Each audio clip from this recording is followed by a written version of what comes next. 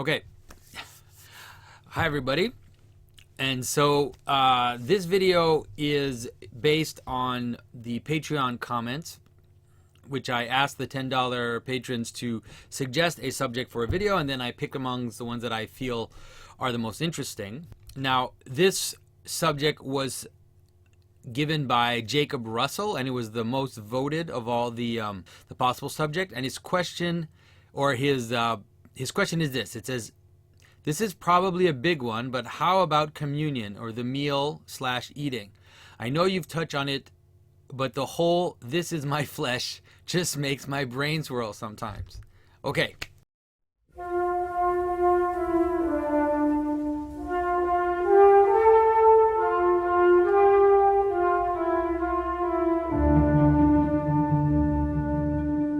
This is Jonathan Pageau.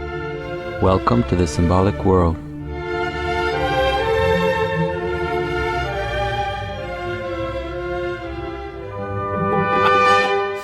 All right, so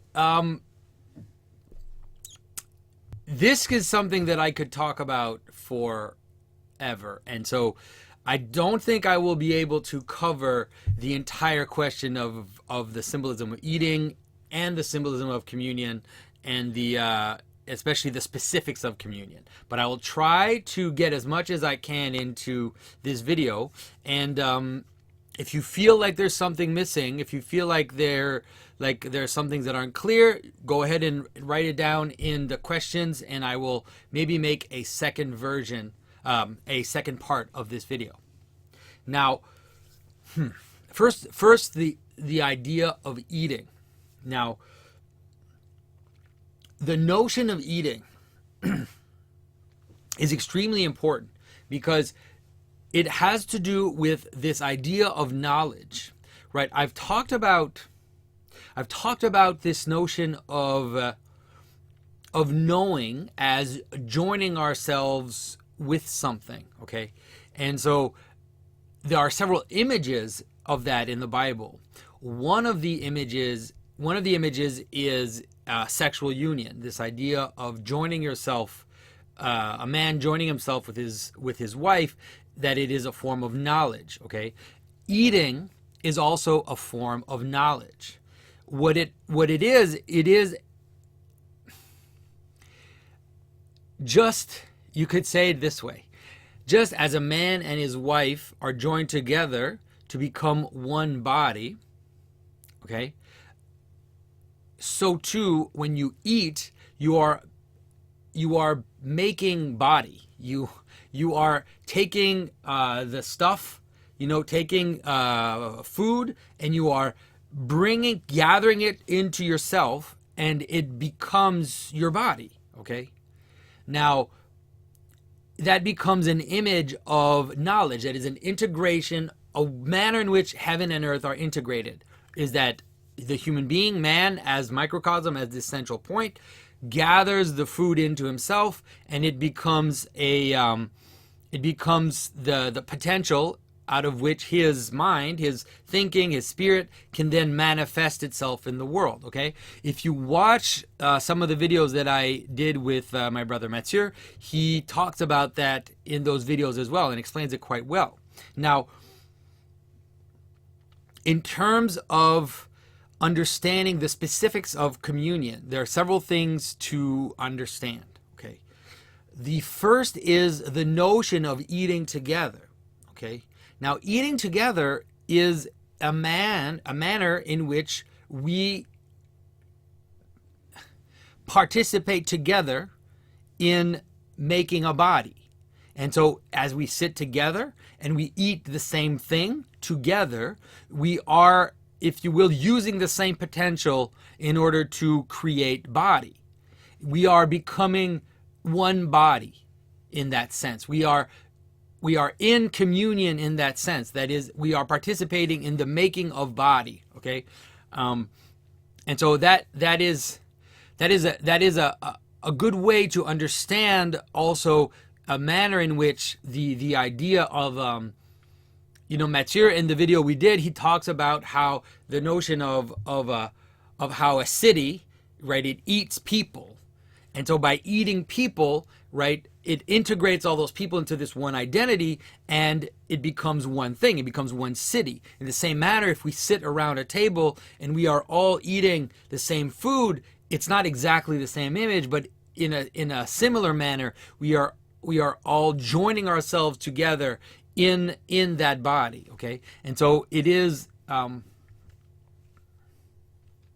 Right, so that's let's say the basic idea of why food is such a symbol of knowledge, and why it's related to this notion of eating the fruit of good and evil, which is the fall. Because in the notion of eating the fruit of good and evil, we are eating the fruit, the result of the opposition of good and evil, and by doing that, we are joining ourselves with that, and then, especially in the way that it happened in the story of the fall, it's actually a kind of falling into the body, right?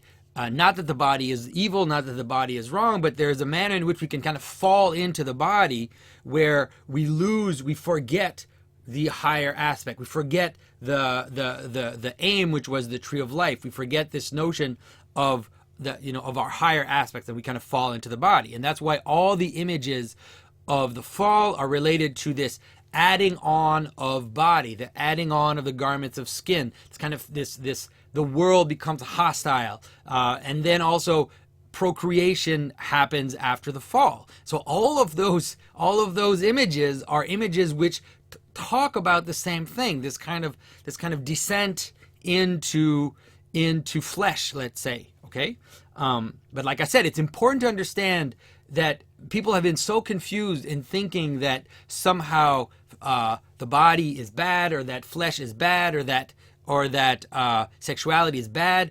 None of those things are bad, but they're bad to the extent into which we lose ourselves into them, right? To the extent that we forget our humanity, and we become animalistic. We become subject to our own desires. Okay, and so we become subject to our body. Okay, now you can see that as much with the belly as with sexual desire, whereas we can lose ourselves in making body. We can become a slave to the making of body. Okay, so now that's we kind of have to understand this basic symbolism of eating first before we understand the how it plays itself out afterwards. So now, if you take the notion of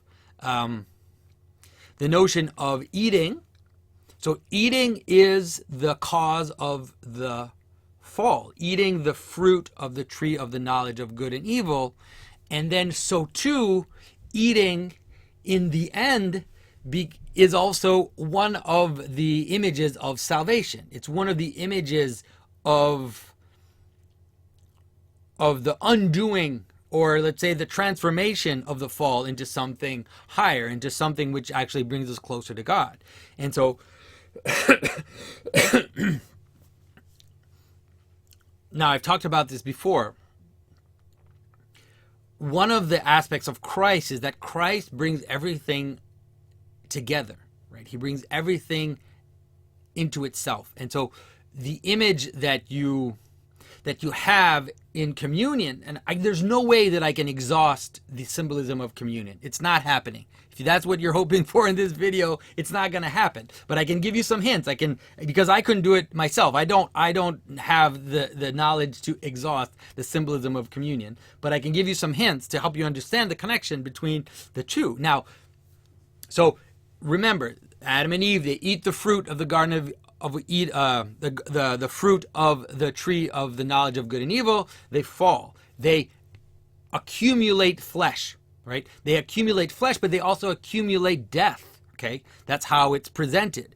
If you eat the fruit, you will die. God gives them these garments of dead skins, and now they accumulate all these layers and layers and layers of death up to the flood. Okay, now what Christ does is he flips everything around. He's able to bring everything together in a way that makes your mind explode, because he's saying the manner in which you will now participate in the life of God is to eat.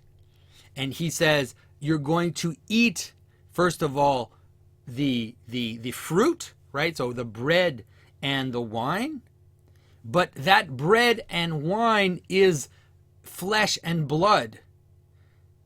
So think about it this way. Adam and Eve, they eat, they fall, and then these layers of death get added to Adam and Eve. And Christ says, you have to eat all that, right? You have to be able to take in death, right? And it's his death because he's the one who fills all of that together. So he's saying you have to eat the body and drink the blood in order to fully be able to participate in this total mystery, which is how Christ fills up the entire hierarchy from the highest to the lowest, goes down into death, and then consummates the fall. He dies. He does exactly what Adam and Eve did. He eats the fruit of the knowledge of good and evil. He dies on the tree, and then we need to eat the fruit of that in order then for everything to kind of come together. Okay, and I know that this is the symbolism of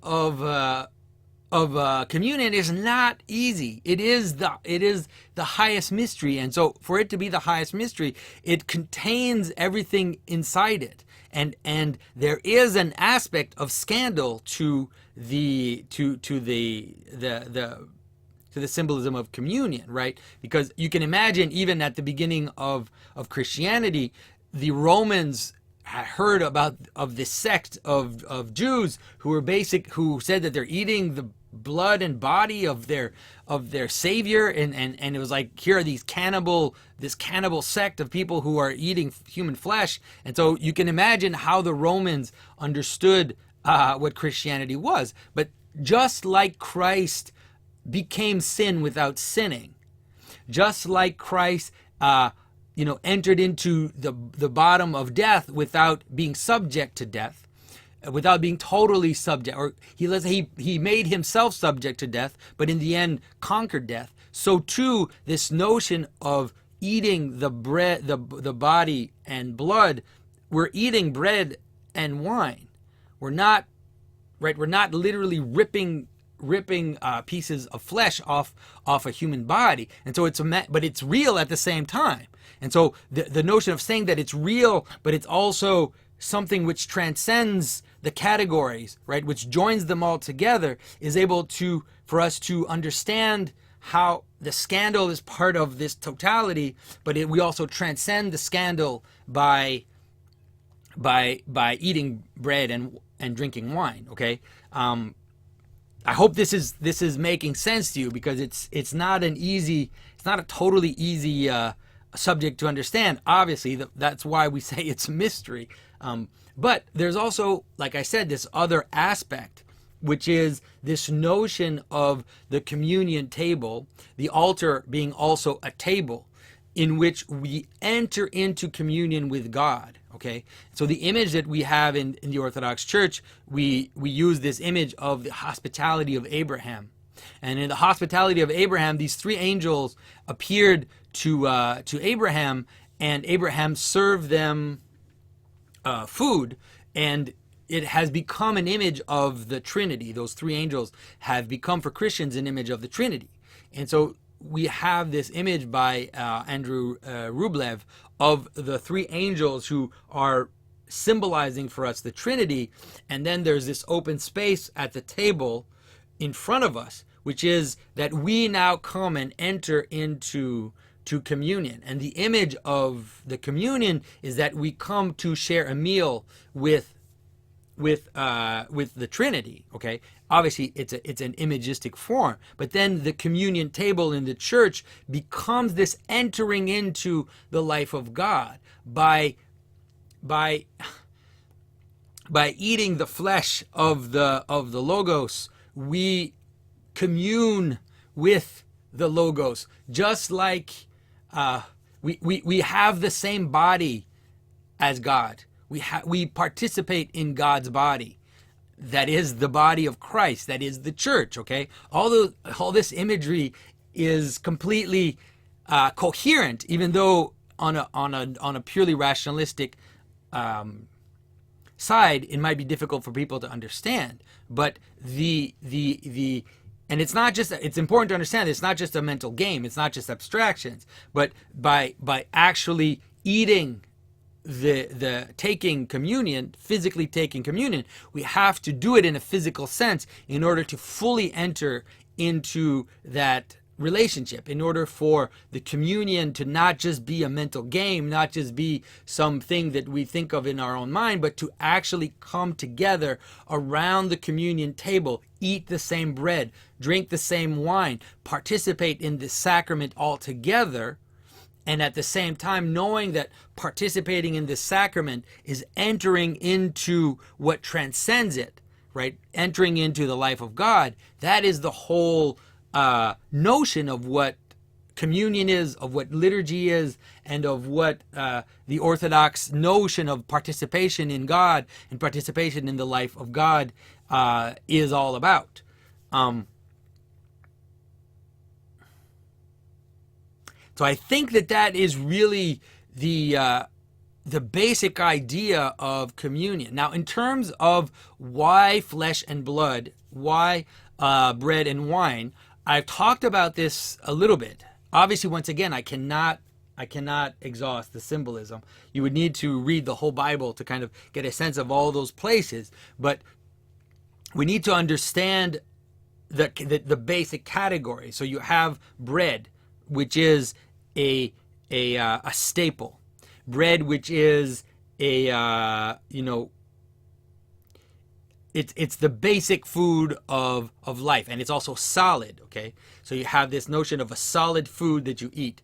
Then there's wine, which is first of all liquid. Okay, so it is an image of change, an image of kind of a bit of a chaotic influence. But then wine as well, which is a form of fermentation. So fermented element, the fermentation is basically a form of death. And so wine is a kind of turning of death against itself. And then when you drink wine, you also are inebriated. You are in a state of flux. Here again, for those who have read Mathieu's book, you will understand what it is that I'm talking about. And so you have bread, you have wine, which is these two basic categories. You could say space and time, right? That are part of communion. But then they're taken up, they're transformed into something which is both at the same time, higher, but also at the same time a kind of scandal, which is the eating of flesh, which is akin to bread, which is in our body. It's our solid state. It's our basic understanding of what the body is, and then blood, which is once again the liquid, free-flowing aspect of ourselves. At the same time, in the tradition of the sacrifice, you really had this idea of blood representing, let's say, the more spiritual aspect. In the Bible, it says that blood is the soul of the body. And so this idea that blood represents the kind of more spiritual aspect, and then the body represents the more physical, the more incarnate aspect.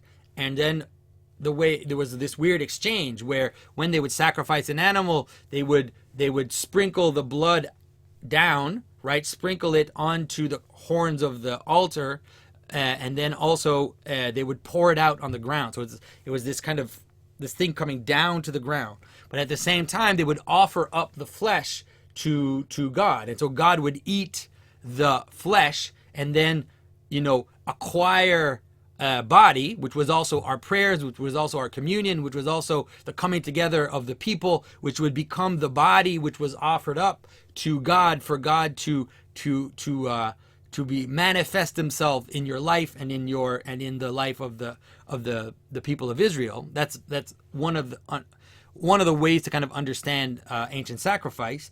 Now in communion, we have, once again, it's like mind-blowing thing where we consume both the bread and the blood and the wine. We consume both the flesh and the blood, which is absolutely unheard of. There's nowhere in the Old Testament that the priest or anybody would consume the blood of the sacrifice, but they would eat the meat of the sacrifice. So they would cook the meat, and then they would eat the meat of the sacrifice, and the smoke would go up to God, but they would also participate in eating the meat, but no one would ever eat the blood. And so for Christians to eat the meat, eat the flesh, and also drink the blood, it has to do again with this notion that Christ fills up the whole thing, contains the whole mystery, right? And in him is both the highest and the lowest. So both the thing that comes down all the way down and drips down into the bottom, but the thing that's from below and is raised up into the highest. And Christ contains those two things together. And so that is a hint, let's say, to help you understand why it is those elements which are brought together in communion. Like I said, I'm not exhausting this, and there's much more to it that I could encompass in a video, but hopefully this will give all of you a little sense of why eating is so important, why how it's related to knowledge, and also how it is how it comes together in communion. And maybe one last little thing that I can mention is that in eating, there is also two aspects. If you want to understand eating, it can also help us to understand sexuality, because sexuality and eating are very close together. If you look at the stories in the Bible and in other stories as well, in other traditions, you'll see how closely related they are, even in the fall. But there are two aspects to eating itself, and so eating has a nutritional aspect. Okay, you could say there are three parts. Let's say eating has a nutritional aspect, which is we're building body. We're eating in order to be able to continue living as human beings. There's an aspect of eating which brings us pleasure. Okay, and then there's a third aspect of eating, which is when we eat together, it creates this communion. It creates this community where we eat together and we participate in the same body. Okay, and sexuality has the same aspects. That is, there is an aspect of sexuality which is to propagate the human race. Okay, and so it is there for the humanity to continue to exist, just like food is for you to continue to exist. There's an aspect of it which brings pleasure, and there's an aspect of it which is on a larger scale, which is communion with the person with whom you're having a sexual relationship, but also building community by creating family, and these families clump together and create larger community. Okay, and so in the Christian understanding of both eating and sexuality, all of those elements have to come together, have to be united together somehow. And it doesn't mean that you can't have an ice cream cone, right? And it doesn't mean that you have to only eat things that are just so healthy for you that, but it means that there has to be a pattern where all those things come together, where in your life you are eating to